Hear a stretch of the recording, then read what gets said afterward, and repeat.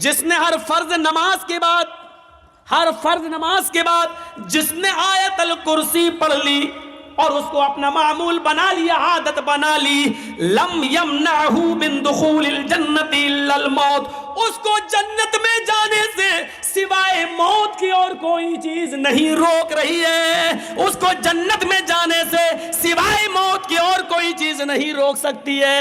یعنی یہ آدمی جنتی ہے، یہ آدمی جنت میں جانے سے صرف اس لیے رکا ہوا ہے کیونکہ اس کو موت نہیں آ رہی ہے، موت آئے گی اور جنت میں چلا جائے گا۔ اس آدمی کو جنت میں جانے سے صرف موت روک رہی ہے، مرا اور جنت میں داخل۔ یہ لیجئے کتنی بڑی فضیلت ہے، لیکن اس فضیلت کو حاصل کرنے کے لیے معاف کیجئے گا آیت الکرسی آپ کو یاد کرنا پڑے گی۔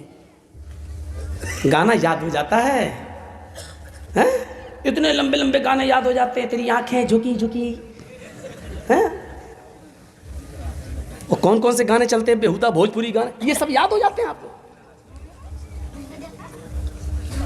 کل جس گاڑی پہ میں بیٹھ کے آیا ہوں رات میں، تقریر ختم کی میں نے کریمہ میں، وہاں صاحب گنج علاقے میں، کل کی بات۔ اب میں نے کہا چلو پروگرام ختم ہو گیا، مجھے گمانی چھوڑ دو، گمانی میں ان سے بات ہو چکی تھی، 11-12 بجے فرقہ میں آ جاؤں گا، اب ہم کو ریسیو کر لیجیے گا، ٹھیک ہے۔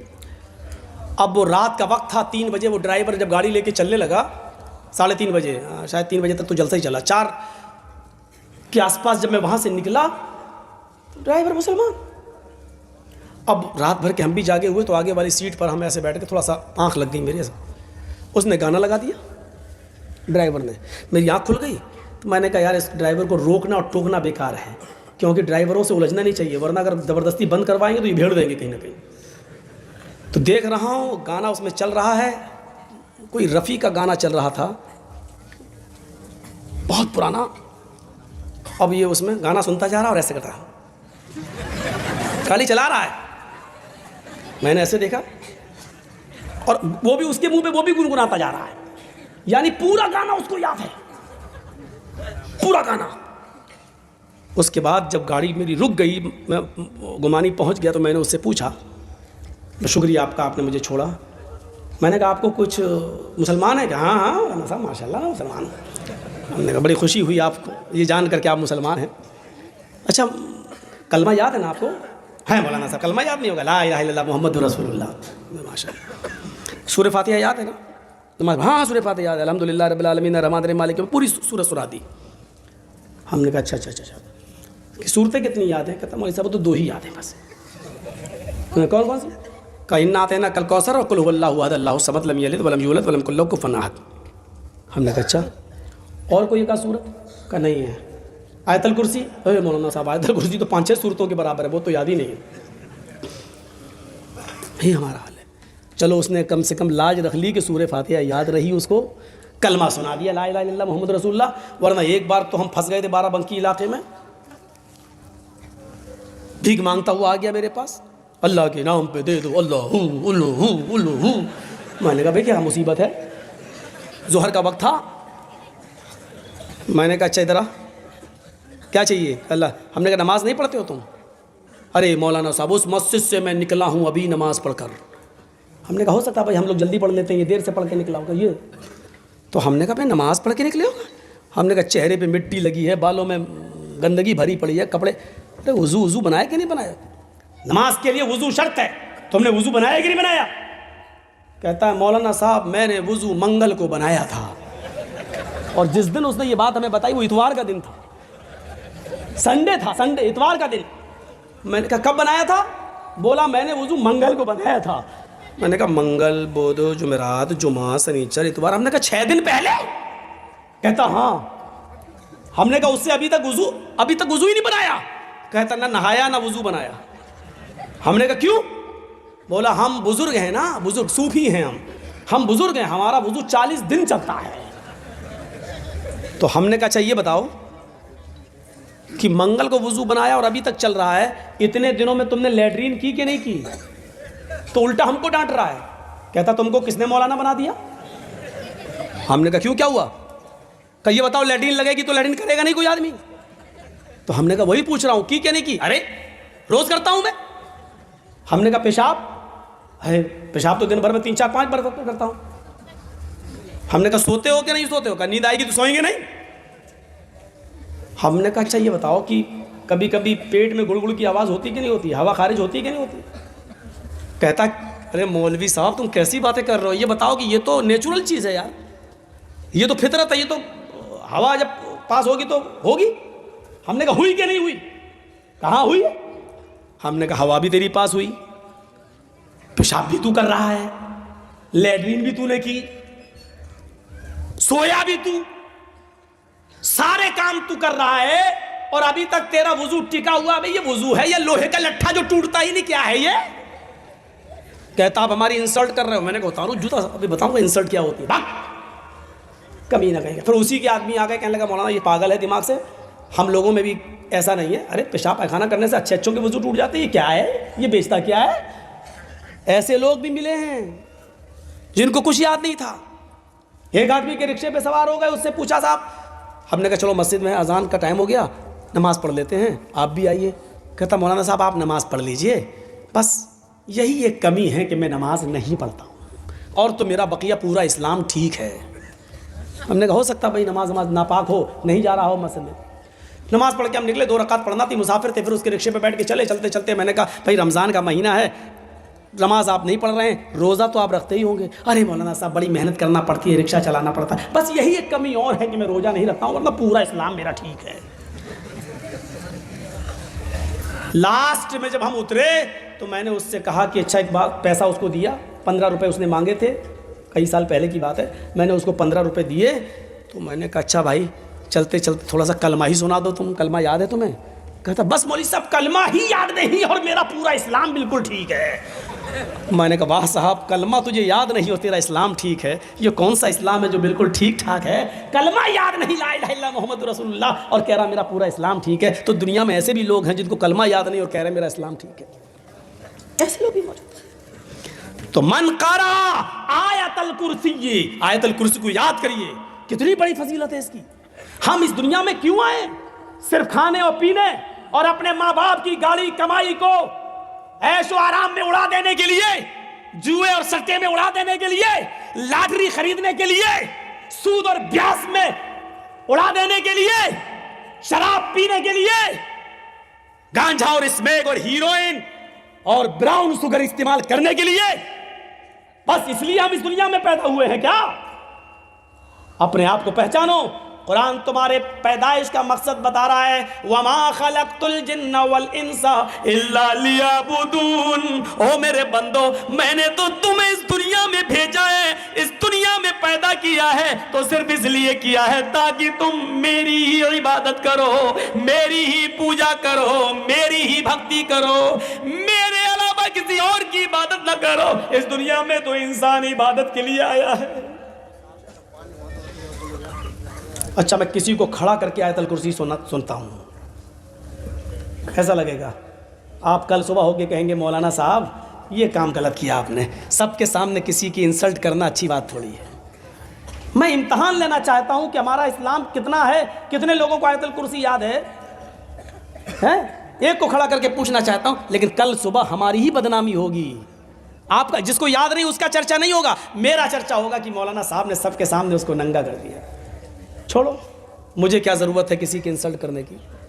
مجھے کسی کے سامنے ننگا کرنا مقصد نہیں, اللہ کی قسم نہیں ہے. حضرت عمر فاروق کے زمانے میں ایک مسجد کے اندر کسی کی ہوا خارج ہو گئی, ایک صحابی کی, بدبو آ گئی. اب نماز کا ٹائم کھڑا ہے. حضرت عمر فاروق نے کہا اگر جس کی ہوا خارج ہوئی ہو وہ جائے اور وضو بنا کے دوبارہ آ جائے, تب تک ہم نماز ابھی کھڑی نہیں کر رہے ہیں, ابھی ہم نماز کے لیے کھڑے نہیں ہو رہے ہیں. جاؤ, اب شرم کی وجہ سے جا نہیں رہا, جس کی ہوا خارج ہو گئی بیٹھا. حضرت عمر نے 3 بار کہا جاؤ نا, یہ تو طے ہے کہ ہوا کسی کی خارج ہوئی ہے, لیکن اب کوئی نہ تو بتا رہا ہے اور نہ جا رہا ہے اٹھ کے. تو ایک صحابی نے کتنا اچھا مشورہ دیا, کہا امیر المومنین ایک کام کیجئے نا, ہم سب لوگ وضو بنا لیتے ہیں دوبارہ, ہم سب لوگ دوبارہ وضو بنا لیتے ہیں, اس میں وہ آدمی بھی شامل ہو جائے گا جس کا وضو ٹوٹ گیا ہے, اور اس آدمی کی انسلٹ بھی نہیں ہوگی, اور ہم لوگ دوبارہ وضو بنا لیں گے تو ایک ثواب بھی مل جائے گا, اور اس آدمی کی ہم عزت بچا بھی لیں گے. حضرت عمر نے کہا میں خوش ہوا تمہارے اس مشورے سے, چلو ہم سب وضو بنا لیتے ہیں دوبارہ وضو. میرا مقصد ہی نہیں ہے کسی کو ذلیل کرنے کا, ہم کھڑا کر کے کیوں آپ سے پوچھیں گے آیت الکرسی. لیکن ایک میسج دینا چاہتا ہوں. میں نے یہ دیکھا کہ جب میں نے کہا اچھا میں کسی کو کھڑا کرتا ہوں تو میں نے چہرے دیکھے آپ کے फर्राटे लेनू बहुतों के सर नीचे हो गए, कहीं हमको खड़ा ना कर दे। और ये मालूम नहीं जिसका सर नीचे होता मैं उसी को खड़ा करता हूँ। हमने भी तो 20 सालों से तकरीरें की हैं, हम भी तो समझ गए हैं कि जैसे टीटी चेहरा देख के पहचान लेता है कि कौन टिकट वाला है कौन बगैर टिकट, हम भी इतना तो समझ ही गए किसको याद होगी और किसको नहीं याद होगी। लेकिन इंसल्ट करना मेरा मकसद नहीं है, सिर्फ इतना कहूँगा जिनको याद नहीं है वो याद करें। इतनी बड़ी फजीलत है इसकी। मन क़रा आयतल कुर्सी बाद सलातिल मकतूबा, जिसने हर फर्ज नमाज के बाद आयतल कुर्सी पढ़ना अपना मामूल बना लिया, लम यमनअहु मिन दुखूलिल जन्नति इल्लल मौत, उसको सिवाय मौत के जन्नत में जाने से कोई चीज़ नहीं रोक रही है।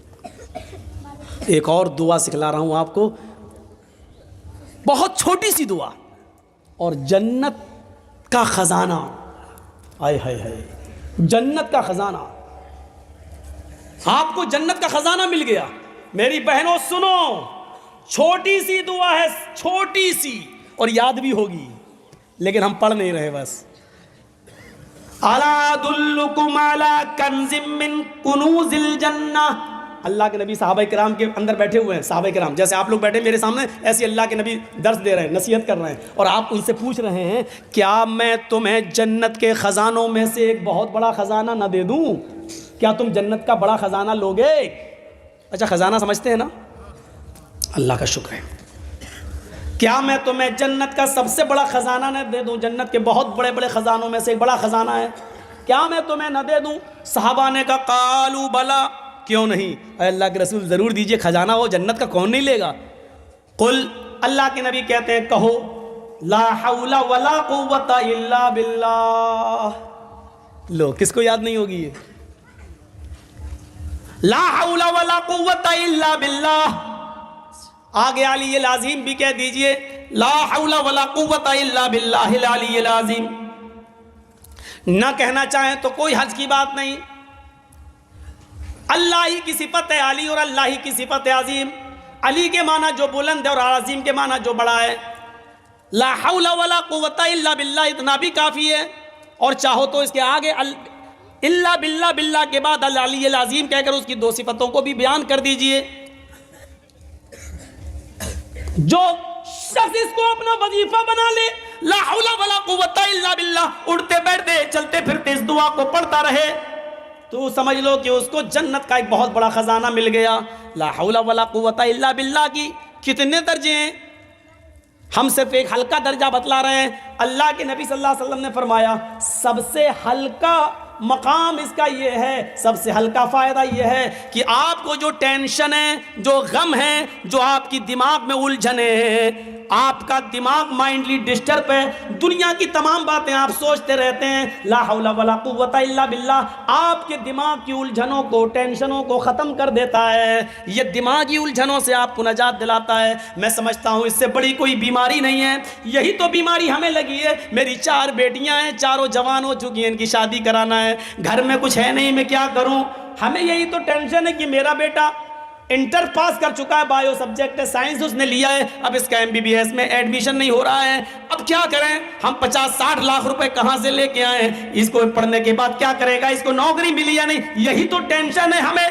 ला हौला वला कुव्वता इल्ला बिल्लाह, ये इन टेंशनों को खत्म करने की दुआ है। ये सबसे हल्की बीमारी है जिसको ये दूर करती है। 98 बीमारियां इससे भी बड़ी बड़ी हैं जिससे ला हौला वला कुव्वता इल्ला बिल्लाह पढ़ने से दूर होती हैं। ला हौला वला कुव्वता इल्ला बिल्लाह 99 बीमारियों का इलाज है, और सबसे हल्की बीमारी है कि गम और फिक्र दूर होते हैं। यानी इससे बड़ी बड़ी और बीमारियां जो इससे दूर होती हैं। अब थोड़ा सा नंबर आ गया है हमारी माँ बहनों का, इनको भी तो जन्नत में, इनके लिए स्पेशल एक हुक्म है। ये सारे काम करने पर उनको भी जन्नत मिलेगी, लेकिन एक हुक्म उनके लिए अलग है। क्या है वो सुन लीजिए।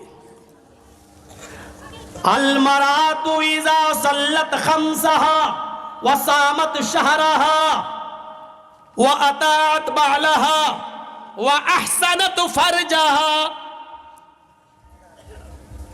तरतीब थोड़ी सी उलट गई, अहसनत फरजहा पहले है, व अतात बालहा बाद में है। चलो अब सही कर देते हैं। अलमरातु इज़ा सल्लत खम्सहा व सामत शहरहा व अहसनत फरजहा وأطاعت بعلها فلتدخل من أي أبواب الجنة شاءت. رواہ احمد فی مسندہ. اس حدیث کو امام احمد اپنی مسند کے اندر لائے ہیں, امام بہقی اپنی سنن کے اندر لائے ہیں, حدیث صحیح ہے. عورت یہ 4 کام کر لے تو اس کو جنت میں داخل ہونے سے کوئی چیز نہیں روکتی. کون کون سے 4 کام ہیں؟ بڑے آسان کام. میری ماں بہنوں سن لو تمہارے لیے. المرأۃ اذا صلت خمسا, جو عورت 5 وقت کی نماز پڑھتی ہو. مردوں کے لیے بھی حکم ہے لیکن یہاں عورتوں کے لیے خاص کر دیا گیا.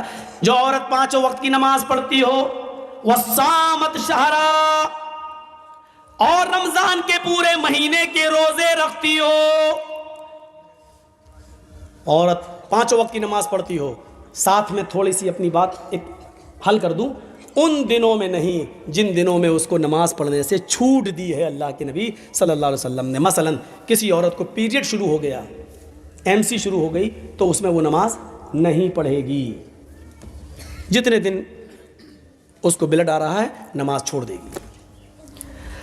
سامت شہرا, رمضان کے پورے مہینے کے روزے رکھے گی. اگر اس مہینے میں اس کو پیریڈ شروع ہو جائے تو اتنے روزے چھوڑ دے گی جتنے دن اس کو مہینہ آ رہا ہے. مغرب کی اذان میں 1 منٹ رہ گیا ہے روزہ افطار کرنے میں, اور 1 منٹ پہلے اس کو پیریڈ شروع ہو گیا, تو یہ روزہ اس کا بیکار مانا جائے گا. پورا دن بھر اس نے روزہ رکھا اس بیچاری نے, لیکن 1 منٹ رہ گیا اور اس کو پیریڈ شروع ہو گیا تو یہ روزہ نہیں مانا جائے گا. لیکن بیکار نہیں ہوگا روزہ. اللہ تعالیٰ اتنی دیر بھوکا اور پیاسا رکھنے کے عوض اس کو ثواب دے گا, لیکن روزہ اس کا نہیں مانا جائے گا. اس روزے کو بعد میں وہ پورا کرے گی, اور اس کے علاوہ جتنے چھوٹیں گے ان روزوں کو بھی بعد میں پورا کرے گی. اللہ ثواب دے گا اس کو. صبح سے شام تک بیچاری, وہ تو نیت تھی نا اس کی روزے کی, اب اس کو 1 منٹ پہلے ہی اگر پیریڈ شروع ہو گیا تو اس بیچاری کا کیا قصور ہے. لیکن روزہ نہیں مانا جائے گا, اللہ ثواب دے گا. جاؤ بچوں, ارے وہ جو بچے کھو گئے تھے ان کو ماں باپ ملے کہ نہیں ملے؟ اور نہ ملے ہوں تو ہم کو دے دینا, بھیا میں جا رہا ہوں, لے جاؤں گا اپنے گھر. اگر فالتو ہوں تو مل گئے ہوں گے, مجھے معلوم ہے. مسلمان پیدا کرنے میں بڑے ماہر ہیں, دیکھ بھال کرنے میں ماہر نہیں کہ بچوں کی دیکھ ریکھ کریں. بتائیے, گاؤں کا نام تک نہیں بتا پا رہا. سنیے میرے بھائیوں, اب فرق دونوں میں کیا ہے؟ ان دنوں میں نماز بھی چھوڑے گی اور ان دنوں میں روزہ بھی چھوڑ دے گی. فرق دونوں میں اتنا ہے کہ نماز تو بعد میں پورا نہیں کرے گی.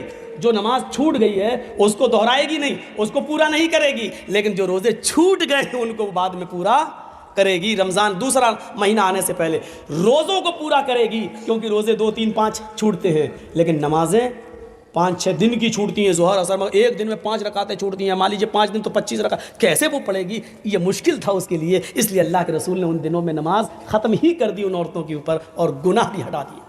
اس کو گناہ نہیں پڑے گا. دیکھیے, کوئی ضروری نہیں ہے جو ہماری عقل میں بات نہ آئے وہی صحیح ہے, جو عقل میں آئے وہی صحیح ہے. ضروری نہیں ہے. عقل کیا کہتی ہے؟ نماز پورا کرنا چاہیے. کیوں؟ نماز کسی حال میں معاف نہیں ہے. لیکن اللہ تعالیٰ نماز کو دہرانے کا حکم نہیں دے رہا کہ 5 دن کی جو نماز چھوٹ گئی اس کو بعد میں پڑھیں. دیکھیے, جو کسی بھی حال میں معاف نہیں ہے, لیکن عورت کے اوپر سے معاف کر دیا. اور جس میں روزہ بعد میں رکھنے کا حکم ہے, جس میں یہ ہے روزے کی رخصت ہے, اگر سفر میں ہو تو روزہ چھوڑ دو, حکم ہے. روزہ سفر میں ہو تو روزہ چھوڑ دو, بیمار ہو تو چھوڑ دو. جس کو چھوڑنے کا حکم ہے اس کے بارے میں حکم یہ ہے کہ اگر جو چھوٹ گئے ہو اس کو بعد میں پورا کرنا پڑے گا.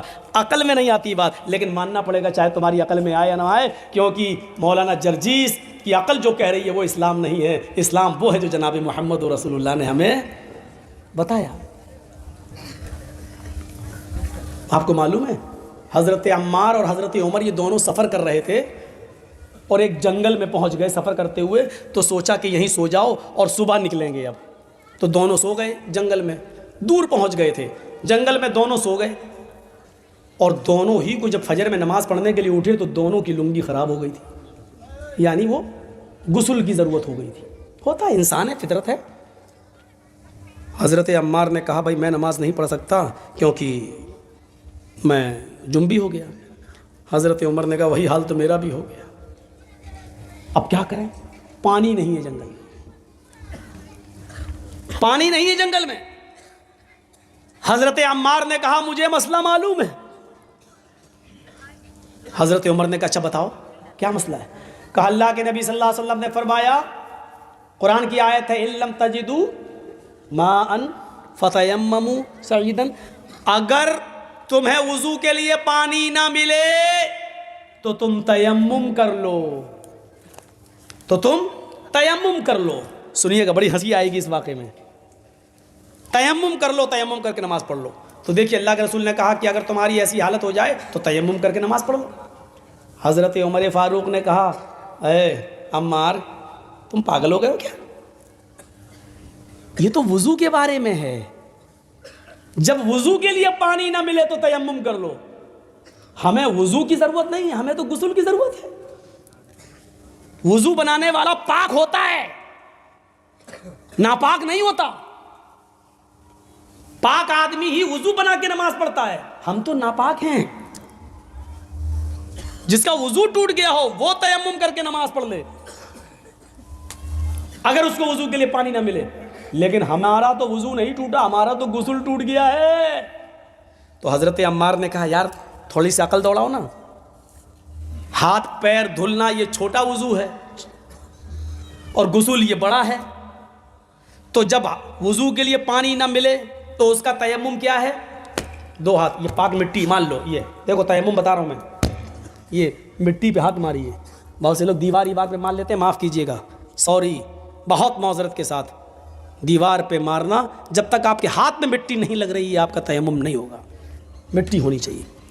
وہ ڈیلا ہوتا ہے نا مٹی کا، اس کو بھی آپ ایسے نہیں کر سکتے، اس کو پھوڑ لیجیے، آپ پھوڑ کے ایک پیپر رکھ لیجیے، پیپر، اور پیپر پہ اس مٹی کے ڈھیلے کو پھوڑ کے اس کو چاروں طرف پھیلا دیجیے اس مٹی کو، پھر اس پہ ہاتھ ماریے ایسے۔ اب جب مٹی ہاتھ میں لگ جائے آپ کے تب اس مٹی کو پھونکیے ایسے، بس۔ اب ایسے نہیں جھاڑ لیجیے گا، یہ مارا مٹی لگ گئی، یہ ہو گیا۔ اب اس پہ ایسے کریے، ہو گیا، ہو گیا۔ اب یہ دایاں ہاتھ بائیں ہاتھ کی پشت پر ادھر پیٹھ پہ ایسے، اور یہ والا ہاتھ، تیمم ہو گیا آپ کا۔ اچھا، تو کہا حضرت عمار نے جب وضو کے لیے پانی نہ ملے تو چھوٹا تیمم کر لو، ہمیں غسل کے لیے پانی نہیں مل رہا تو بڑا تیمم کر لیتے ہیں۔ تو حضرت عمر نے کہا بڑا تیمم کیا ہوتا ہے؟ کاٹ کے پورا جسم مٹی پہ ہم لوٹ لیتے ہیں، پورے جسم پہ مٹی لگ جائے گی، نماز پڑھ لیتے ہیں۔ حضرت عمر کہتے ہیں نہیں یار یہ مجھے ٹھیک نہیں لگ رہا ہے، جب تک اللہ کے رسول نے ایسا کیا، ارے کیا نہیں ہے لیکن وضو والی حدیث پر قیاس کرو نا، جب وضو کے لیے پانی نہیں مل رہا تو ہاتھ مار لو، ہمیں تو غسل کے لیے نہیں مل رہا تو پورے جسم پر مٹی پھیر لو۔ حضرت عمر نے کہا میں ایسا نہیں کروں گا۔ حضرت عمار نے کہا میں تو کروں گا۔ انہوں نے کپڑے اپڑے اتارے اور حدیث کے الفاظ بخاری کے تمرغت کما تمرغ الدابہ، مٹی پر ایسے لوٹے پورا، جیسے چوپایا چار پیر والا جانور مٹی میں کلا منڈیا کھاتا ہے، اٹھے اور کھڑے ہو کے نماز پڑھ لی۔ حضرت عمر فاروق نے نماز نہیں پڑھی، کہا نہیں میں جب پانی مل جائے گا غسل کروں گا تب اس نماز کو قضا کروں گا۔ یہ دونوں لوگ چلے۔ یاد رکھنا حضرت عمار نے نماز پڑھ لی، حضرت عمر نے نماز نہیں پڑھی، دونوں نے اپنی اپنی عقل دوڑائی۔ دیکھیے اسلام عقل پہ نہیں چلتا، لیکن دونوں نے اپنی اپنی عقل دوڑائی۔ حضرت عمار نے ایسا کر کے نماز پڑھ لی، حضرت عمر نے کہا نہیں، جب شہر میں آئے تو پانی مل گیا کر کے پورے جسم پہ مٹی لگا لی۔ اللہ کے رسول ہنستے بھی گئے اور کہا کہ اے عمار یہ تم نے غلط کیا، ایسا نہیں کرنا چاہیے تھا۔ تو حضرت عمر خوش ہو گئے، دیکھ عمار کا طریقہ غلط نکلا، میرا صحیح ہو گیا۔ تو حضرت عمار کہتے ہیں اللہ کے رسول انہوں نے تو نماز ہی نہیں پڑھی۔ کہا عمر تم نے کیا کیا؟ کہ اللہ کے رسول جب پانی نہیں ملا تو ہم نے نماز ہی نہیں پڑھی، ہم جب شہر میں چلے گئے جب پانی مل گیا تو غسل کیا اور غسل کرنے کے بعد ہم نے نماز پڑھی۔ آپ نے کہا عمر تم نے بھی غلط کیا۔ دونوں بڑے صحابہ عمار ابن یاسر، وہ سمیہ کا بیٹا عمار جس کو اسلامی تاریخ میں سب سے پہلے شہید کر دیا گیا تھا اور جس کی شرمگاہ میں نیزہ مارا گیا، سمیہ کا بیٹا عمار، यासिर का बेटा अम्मार, पुराना सहाबी, नबी की सोहबत में रहने के बावजूद एक गलती कर गए। अल्लाह के रसूल ने कहा, अम्मार तुमने अपने जिस्म पर, पूरे जिस्म पर मिट्टी को जो मला वो भी गलत किया, और आई उमर तुमने नमाज ना पढ़कर वक्त को छोड़ दिया और पानी के मिल जाने, पानी की तलाश में घूमते रहे और पानी मिलने तक तुमने नमाज का वक्त निकाल दिया, तुमने भी गलत किया। वुज़ू का तयम्मुम और गुस्ल का तयम्मुम एक ही है, चाहे वुज़ू के लिए पानी ना मिले या गुस्ल के लिए पानी ना मिले, इन दोनों सूरतों में एक ही तयम्मुम किया जाएगा। बस इतना काफ़ी था कि अपने दोनों हाथों को ज़मीन पे मारते, फूंक लेते, चेहरे पे मर लेते, दायां हाथ बाएं हाथ पर और बाएं हाथ दाएं हाथ पे फेर लेते और नमाज पढ़ लेते। ज़रूरी नहीं है हमारी अकल जो सोचे वही सही हो। जर्जी साहब की अकल में अगर कोई बात नहीं आ रही है तो ज़रूरी नहीं है कि जर्जी साहब ये कहते हैं कि नहीं ये इस्लाम हो ही नहीं सकता।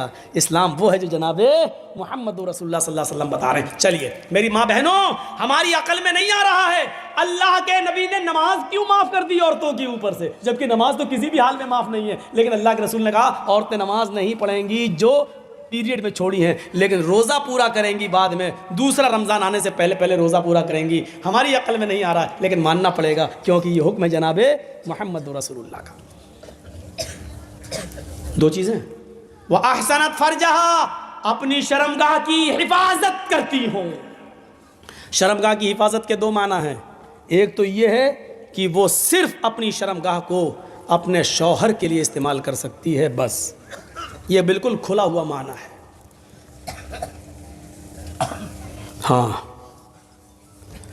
और दूसरी शर्मगाह की हिफाजत का माना ये हुआ सतर की हिफाजत, यानी वो चुस्त कपड़े नहीं पहन सकती है। चुस्त कपड़े, लेगी पहन रही है, यहाँ से लेके यहाँ तक ऐसे आ रही है, जहाँ से चिपकी हुई है, यहाँ से ये रान दिखाई दे रही है, ये नंगी है औरत। यहाँ तक जंपर यहाँ तक है, लेकिन चिपका हुआ है बिल्कुल ऐसे, ये ऐसे चिपका हुआ है, कपड़ा है ये लेकिन चिपका हुआ है। ये बाहों का ये हिस्सा दिखाई दे रहा है, इससे अंदाज़ा लग रहा है कि इस लड़की के या इस औरत के हाथ कितना, इसकी गोलाई कितनी होगी, इस रान की गोलाई कितनी होगी। इसको भी अल्लाह के रसूल ने नंगापन कहा है। निसाउन कासियातुन आरियातुन माइलातुन व मुमीलात। ऐसा ज़माना आ जाएगा कि औरतों को तुम देखोगे कि वो कपड़े पहनेंगी लेकिन नंगी होंगी। ये ऐसे ही औरतों के बारे में कहा है। ड्रेस इंसान को मुहज्जब भी बना देता है और बेशरम भी बना देता है। ढीला ढाला लिबास इंसान को मुहज्जब बनाता है। मेरी मां बहनों, तुम्हें मेकअप से कोई मना नहीं करता, और जाओ मौलवी जर्जीस एक जिम्मेदार मंच पर बैठकर, कुर्सी पर बैठकर तुम्हें जिम्मेदारी से कहता है तुम्हारे सामने कि तुम्हें मेकअप करने से मैं कभी नहीं मना करता हूं और न कर रहा हूं, शौक से करो। एक चीज की और इजाजत देता हूं, फेयर एंड लवली थोड़ी सी नहीं, पूरी की पूरी निकाल के लगा लो। मैं मना नहीं कर रहा हूं, जायज है तुम्हारे लिए। हैं ये मौलाना क्या कह रहे हैं? हाँ, पाउंड्स की क्रीम पूरी निकाल के लगा लो। कल तक मैंने कहा था लिपस्टिक औरतें नहीं लगाएं, लेकिन सारी कंपनियों ने जिम्मेदारी के साथ यह बयान लिखकर WHO को दे दिया है कि हम लिपस्टिक में खिंजीर की चर्बी, सूअर की चर्बी नहीं मिला रहे हैं। इस बयान के आ जाने के बाद मौलवी जर्जी सब तुम्हें खुल के इजाजत देता है कि तुम अपने होंठों पर जितनी लिपस्टिक चुपड़ना चाहो चुपड़ो, लेकिन याद रखना सिर्फ अपने घर के अंदर, अपने शौहर के लिए। समझ रहे हो? अल्लाह के रसूल ने फरमाया कि मर्द की खुशबू वो है जो उड़ती हो और महकती हो, औरत की खुशबू वो है जिसका रंग दिखाई देता हो लेकिन उसकी खुशबू छिपी हुई हो। यानी औरत खुशबू लगाकर, परफ्यूम लगाकर घर से बाहर नहीं निकल सकती, चमेली का तेल लगाकर घर से बाहर नहीं निकल सकती, डाबर आंवला का तेल लगाकर घर से बाहर नहीं निकल सकती, खुशबूदार कोई चीज लगाकर घर से बाहर नहीं। کیونکہ عورت کی خوشبو، عورت کی زینت اس خوشبو میں ہے جس کی خوشبو ظاہر نہ ہوتی ہو، دوسرے کو نہیں لگتی ہو، اور اس کا رنگ ظاہر ہو۔ لپسٹک لگائیے، رنگ ظاہر ہے۔ کریم پاؤڈر لگائیے، پڑوس کی عورت بتا دے کہ آج تو بہت زیادہ لگی ہے، تم تو کالی تھی، آج تو ہیما مالنی لگ رہی ہو۔ کوئی حرج کی بات نہیں ہے، خوب لگاؤ، میں منع نہیں کر رہا ہوں، لیکن گھر کے اندر عورت کی زینت ظاہر ہو جائے، شوہر کو اس کا رنگ ظاہر ہو، لپسٹک، لیکن باہر لگا کے نہیں نکل سکتی ہو۔ باہر لگا کے نکلو گی تو پتہ نہیں، پتہ لگتا ہے جیسے پتہ نہیں کس مرد کا خون چوس کے آ رہی ہے، باہر نہیں۔ شوہر گھر میں ہے تو شوہر دیکھ رہا ہے، زیادہ سے زیادہ اتنا سوچے گا کہ میرا خون چوسا، وہ تو زندگی بھر چوستی ہو تم، آج چوس لیا تو کیا ہو گیا، کوئی مسئلہ نہیں۔ عورت گھر میں لپسٹک بھی لگا سکتی ہے، کریم پاؤڈر بھی لگا سکتی ہے، جو چیز نہیں لگا سکتی یا نہیں کر سکتی ہے وہ صرف یہ ہے کہ عورت اپنے سر کے بال نہیں کاٹ سکتی ہے، اتنے بھی نہیں، اتنے بھی نہیں۔ عورت اگر حج کرنے کے لیے گئی ہے یا عمرہ کرنے کے لیے گئی ہے تو حج اور عمرے میں خانہ کعبہ کا طواف کرنے کے بعد، صفا اور مروہ کی سعی کرنے کے بعد، جب وہ حلال ہوگی اور احرام کی حالت سے نکلے گی، تب وہ اپنے سر کے سارے بال ایسے، دیکھیے یہ بال پیچھے ہے نا، پیچھے، تو وہ ایسے ایسے کر کے سارے بالوں کو آگے کر لے گی عورت، ایسے کر کے یہاں آگے، اور آگے بال کر کے ایک انگل اپنے لپیٹے گی، ایسے نیچے سے ایک انگل بس یہاں تک لپٹ جائے، ایسے کر کے یہ بس اتنا، اور اس انگلی میں جتنے بھی بال لپٹ جائیں گے اس کے پیچھے سے ایسے کرے گا، اور نیچے سے ایک انگل بال، اتنے وہاں سے اس کو کاٹ دیا جائے گا، اتنا بس۔ حج کے میدان میں صفا مروہ کے چکر کے بعد بھی عورت کو ایک انگل سے زیادہ بال کاٹنے کی اجازت محمد رسول اللہ نے نہیں دی ہے۔ کیسے ماں باپ ہو، کیسے سرپرست ہو جو اپنی بیٹیوں کو بیوٹی پارلر پر جا کر کھلے عام آدھے آدھے سر کے بال کاٹنے کی اجازت دے رہے ہو۔ حرام ہے عورتوں کا اپنے سر کے بالوں کو کاٹنا، نقلی بال لگانا یہ بھی حرام ہے، جس کو ہم کہہ سکتے وگ استعمال کرنا بھی حرام ہے عورت کی۔ کچھ مولانا لوگ بال کو کاٹنے کی اجازت دیتے ہیں، کیا کہتے ہیں؟ اللہ کے رسول صلی اللہ علیہ وسلم کی بیویوں نے، کچھ بیویوں نے بھی اپنے سر کے بال کٹائے تھے، بے شک کٹائے تھے۔ مولوی جرجیس اس بات کو مانتا ہے کہ اللہ کے رسول صلی اللہ علیہ وسلم کی کچھ بیویوں نے اپنے سر کے بہت سے، یعنی آدھے سے زیادہ، آدھے بال کٹائے تھے۔ میں مانتا ہوں اس بات کو، حدیث ہے، صحیح ہے، لیکن آپ کو یہ بھی جاننا چاہیے کہ اللہ کے رسول کی ان بیویوں نے وہ سر کے بال کب کٹائے تھے۔ اللہ کے نبی صلی اللہ علیہ وسلم نے فرمایا کہ اللہ تعالیٰ نے مرد کو داڑھی سے خوبصورتی دی ہے اور عورت کو سر کے لمبے بالوں سے خوبصورتی دی ہے۔ عورت کی زینت اس کے سر کے بال ہیں اور مرد کی زینت داڑھی ہے، داڑھی ہے۔